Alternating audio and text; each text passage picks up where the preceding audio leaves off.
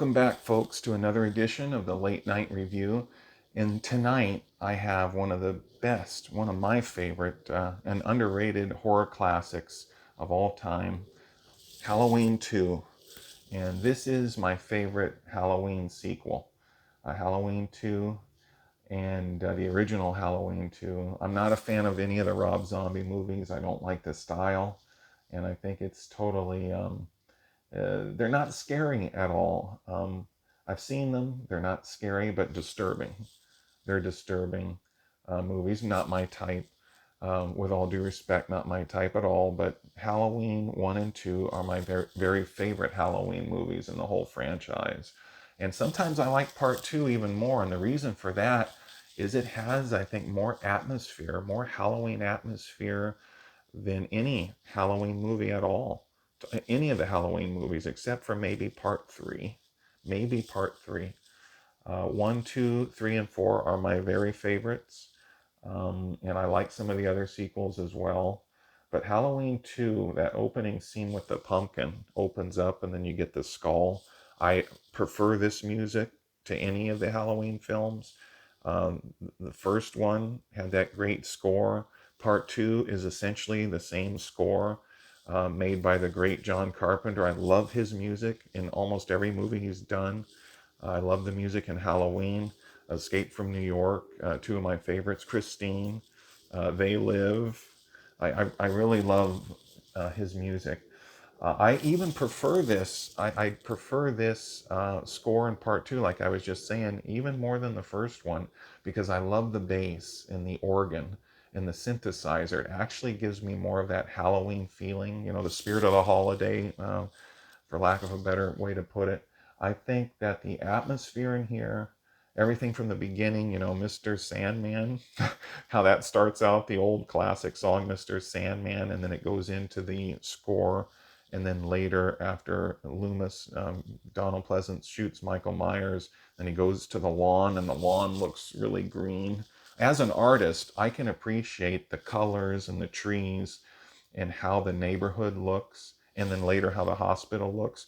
That goes a long way in terms of how much I like a film. If I like the way the film looks, the colors, the shadows, the trees, the mist, that goes far and just far from me, and it goes way up in my ratings. It really goes a long way for me as an artist, and how he checks the imprint. You can see his imprint in the grass, which is cool. It looks like a zombie imprint.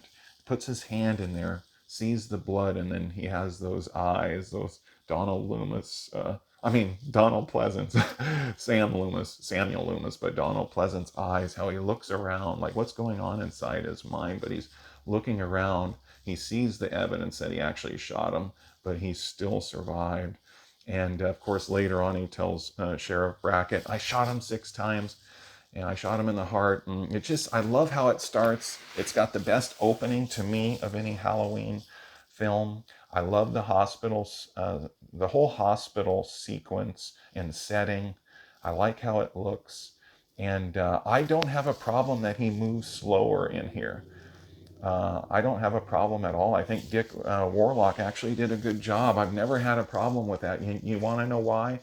One of the reasons I never had a problem with that is because he reminded me of somebody who's like a zombie or like possessed by something evil.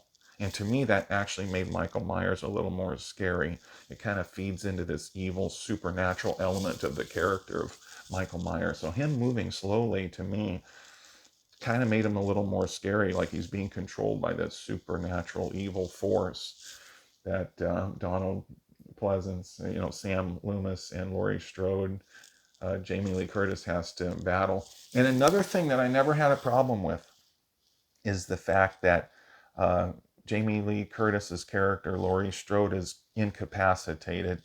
I never had a problem with that, and I'll tell you why. It makes it scarier. Why?